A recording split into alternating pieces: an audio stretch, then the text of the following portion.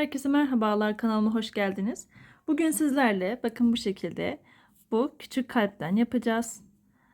Hemen boyutuna bakalım sizinle. Bakın böyle ölçtüğüm zaman yaklaşık 3,5 santim uzunluğunda oluyor. Enine baktığımızda ise şöyle yaklaşık 4 santim diyeyim. 4 santim eninde oluyor. Bu şekilde gayet güzel ve basit bir tarif paylaşacağım bugün sizinle. Malzemelerimize baktığımızda pamuklu ip kullandım ben. Sizin elinizde nasıl bir ip varsa fark etmez bu modelde. Tığımız 3 numara 2,2 milimlik bir tığ kullandım. Elinizin sıkılığına göre tığ numaranızı ayarlayabilirsiniz. İpinizin kalınlığına göre belirleyin onu. Daha küçük veya daha kalın kendi ayarınıza göre yapabilirsiniz. Benim kullandığım bu orta kalınlıkta pamuk koton ipe göre bu gayet yeterli geldi. 2,2 milimlik bir tığ. İç dolgusunda boncuk elyaf kullanıyorum bu şekilde. Sonrasında ilmek belirleyici olarak ben ip kullanıyorum. Ama siz ilmek belirleyici de kullanabilirsiniz direkt. O şekilde de olur. Son olarak bir de dikiş iğnemiz var. Şu kısmını ilmeklerimizi dikmek için, en son kapanışı yapmak için kullanacağız. Malzemelerimiz bu şekilde. Gayet kolay bir tarif. Şimdiden kolaylıklar diliyorum hepinize. Evet, hemen ipimi aldım. Sihirli halka yaparak başlıyorum. Bakın böyle sihirli halkamızı oluşturuyoruz. Şu ipimi çekiyorum. Halkamızın ortasını küçültüyoruz iyice. Sonra halkanın içerisine 6 tane sık iğne yapıyoruz. 1. Şöyle sık iğneyi de göstereyim. Halkanın içerisine ipimizi dolamadan direkt batıyoruz. İpimi aldım. Tığımda 2 tane ilmeğim oluyor. Bu ikisini birden çekiyorum. Bir tane sık iğne yapmış olduk. İkinci sık iğnemizi yapıyoruz. Üçüncü, 4, 5 ve 6.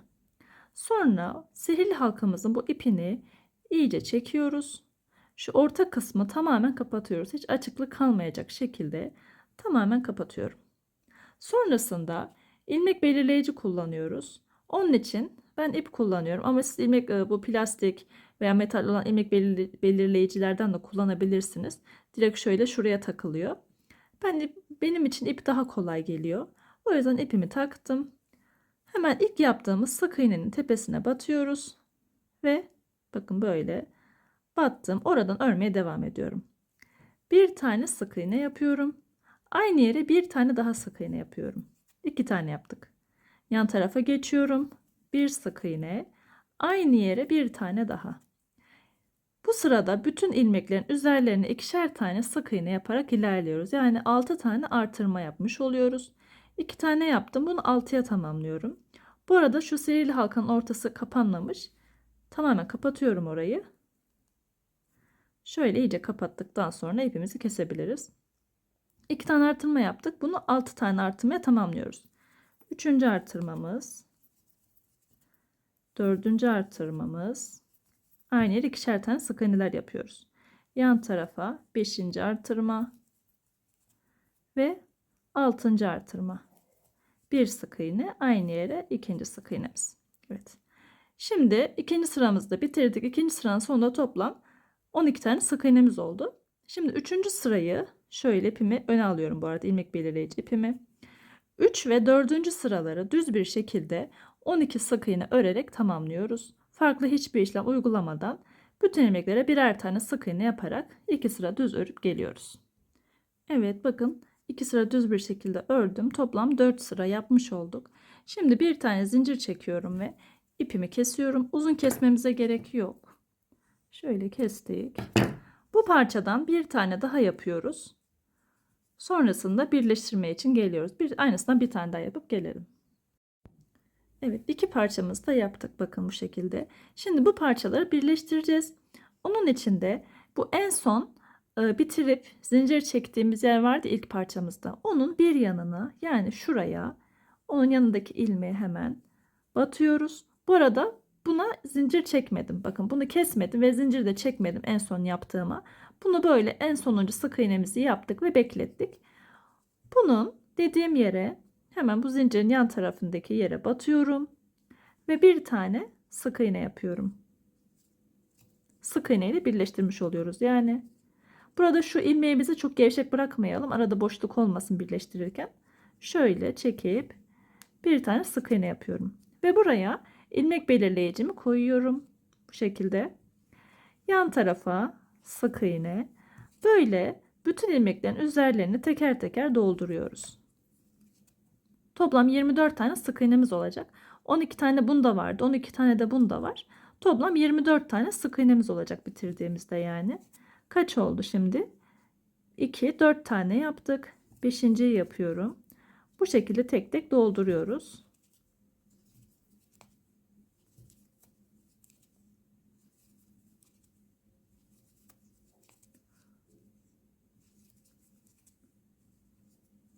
Evet. Bakın 11 tane yaptım. Şimdi 11 sık iğnemizi yaptık. En son bu zincir yaptığım yer yani bitiş yerine geldim. 12. sık iğnemizi yapıyoruz. Ama bunu çekmiyorum. Bakın ipimi bunu tutuyorum, çekmiyorum. Çünkü burada direkt karşı tarafa geçersek arada bir boşluk oluşuyor. O boşluğun oluşmasını istemediğim için burada hemen şöyle yan tarafına da batıyorum bakın. Şuraya da batıyorum. Buradan böyle ipimi alıp bu üçünü birden çekiyorum. Çok gevşek bırakmayın, bu özellikle birleşim noktasında. İyice sıkı olsun ilmekleriniz ki boşluk kalmasın. 12 tane sık iğnemizi yaptık. Şimdi karşı tarafa geçeceğim. Aynı şekilde orada da boşluk olmaması için şöyle şuraya batıyorum. Bir tane buraya battım. Bir tane yan tarafına batıyorum. Bakın hep çekmiyorum. Hiç boşluk kalmasını istemiyorum çünkü. Şimdi asıl sık iğne yapacağım yere geldim. Oraya da battım. Böyle bunların hepsini birden çekiyorum. 13. sık iğnemizi bu şekilde yaptık yani. Şimdi 14. sık iğnemizi yapalım. Yan tarafa 15, 16. yapıyorum. Şu şekilde buraya gelene kadar teker teker yapıyoruz. 16, 17, 18, 19, 20, 21. Toplam 24 tane olacak. 22, 23 ve şuradaki ipimi aşağı doğru bir koyalım. Ve 24. sık iğnemiz. Evet. Bu şekilde tamamladık. Şu ipimizi bir çıkaralım. Ve şu ipi kesmek istiyorum. Elimizin altına çok dolanmaya başladı. Bunu böyle aşağı koyalım. Şimdi ilmeklerimizi tek tek saydığımız zaman toplam 24 tane sık iğnemizin olması gerekiyor. Siz de sayın, toplam 24 tane olacak.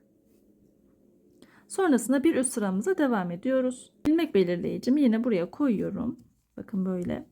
Şimdi bu sıramızda burada 6. sıradayız. 6. sıramızda 4 tek bir eksilt yaparak ilerliyoruz. Hemen yan taraftaki ilmeğime batıyorum. Bir tane sık iğne, yanına 2, yan tarafa 3, yan tarafa 4. 4 tane yan yana sık iğne yaptık.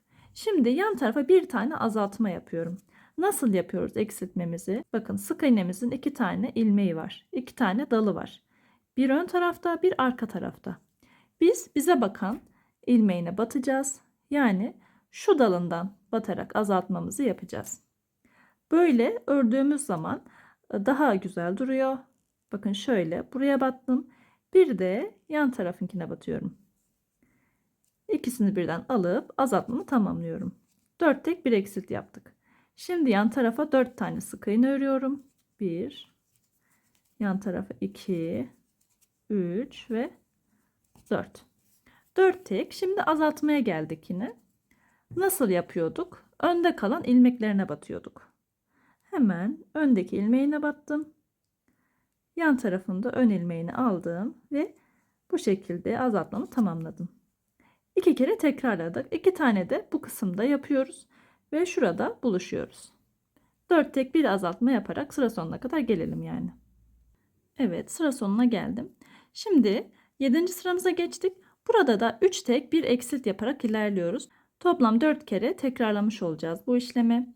Hemen yandaki ilmeğimize battık. 1, yan tarafa 2, yan tarafa 3. 3 tane sık iğnemizi yaptık.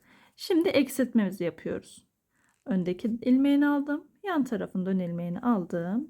İkisini birden çekiyorum ve azaltmamı tamamlıyorum. Bu şekilde 3 tek 1 eksilt yaparak sıra sonuna kadar geliyoruz. Yani toplamda 3 kere daha aynı işlemi tekrarlamış olacağız. Yapıp gelelim. Evet, tamamladım. Şimdi 8. sıramıza geçtik. İlmek belirleyicimi arkaya koyuyorum. 2 tek 1 eksilt yaparak ilerliyoruz. Yani 2 tane sık iğne örüyoruz. 1, 2. Şimdi bir tane azaltma yapıyoruz. Bir azaltmamız. Bu şekilde sıra sonuna kadar 2 tek 1 eksilt yaparak geliyoruz. Toplam 4 kere tekrarlamış oluyoruz yani aynı işlemi. Şimdi ikinciyi yapıyorum. İkinci 2 tek 1 eksiltme kısmına 2 tane sık iğne yaptım. Şimdi bir tane azaltma yapıyorum. Böyle. Aynı işlemi 2 kere daha tekrarlıyorum ve sıra sonunda buluşuyoruz. Evet, tamamladık. Şimdi ilmek belirleyicimi çıkarıyorum buradan. Çünkü bu sırada artık elyafımızı dolduracağız.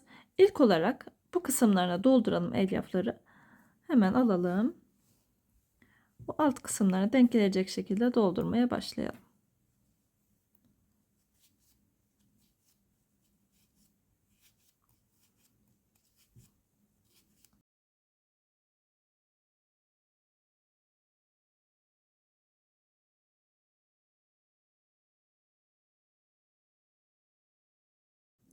Bu kadar yeterli. Üst kısımları örünce yine az olduğunu hissedersem bir miktar daha ekleyebilirim. Şimdilik bu kadar yeterli. Şimdi 9. sıramıza geçtik. Hemen ipimi bir ayarlıyorum. Sonra ilmek belirleyicimi buraya koyuyorum. Ve bu sıramızda bir tek bir eksilt yaparak ilerliyoruz. Hemen yan taraftaki ilmeğimize batıyoruz. Bir sık iğne yaptık. Yan tarafa bir tane azaltma yapıyoruz. Azaltmamızı tamamlıyoruz. Bir tane sık iğne yapıyoruz. Yan tarafa bir tane azaltma yapıyoruz. Bu işlemi toplam 4 kere tekrarlamış oluyoruz. Şimdi ikinciyi yapıyorum. Böyle. Yan tarafa bir sık iğne. Yanına bir tane azaltma. Yan tarafa bir sık iğne. Bu şekilde. Son 2 tane ilmeğim kaldı bakın. Onlara da azaltma yapıyorum. İkisini birden böyle alıp çekiyorum. Evet. Şimdi son sıramızdayız artık. Toplam 8 tane ilmeğimiz kaldı. Bunların üzerlerine azaltmalar yaparak ilerleyeceğiz. Toplam 4 kere azaltma yapmış olacağız yani. Yapalım. Şu ipimi de ön tarafa alıyorum. Hemen yan taraftaki ilmeğimize batıp birinci azaltmamı yapıyorum. Yanına ikinci eksiltmemiz, 2, üçüncü eksiltmemizi yapıyoruz. Ve son bir tane kaldı. Yani bakın 2 tane ilmeğimiz kaldı. Onlara da azaltmamı yapıyorum. Bu şekilde batıp ve zincir çekmeden ipimi böyle çekiyorum. İlmek belirleyicimizi çıkaralım. Bu şekilde oldu bakın kalbimiz. Şimdi burada ipimi biraz uzun keseceğim. Bu şekilde. Zincir çekmedim bakın. Burada iğneme geçiriyorum ipimi. Sonrasında oradaki kalan ilmeklerden hepsinin içinden geçerek şu ipimi bir geçireyim hemen. Bu şekilde bakın hemen yan taraftaki ilmeğimizin ön tarafındaki dalını alıyoruz. Bize bakan kısmından iğnemizi geçiriyoruz. Yan taraftakine de aldım. Yanındakine de alıyorum. Battım yani. Bu şekilde çekiyorum ve bu kısmı tamamen kapatmış oluyoruz. Bakın böyle hiç açıklık kalmamış oluyor. Şimdi ipimi içeri doğru gizliyorum. Şöyle alt taraftan bir yerden batarak buradan bir yerden çıkartıyorum. Evet. Şöyle elimizi düzeltelim orayı. Evet. Artık ipimizi kesebiliriz. Bakın böyle tamamlamış olduk. Gayet güzel oldu. Bu şekilde. Renk renk yapabilirsiniz. Beni izlediğiniz için teşekkür ediyorum. Bir sonraki videomuzda görüşmek üzere. Şimdilik hoşça kalın.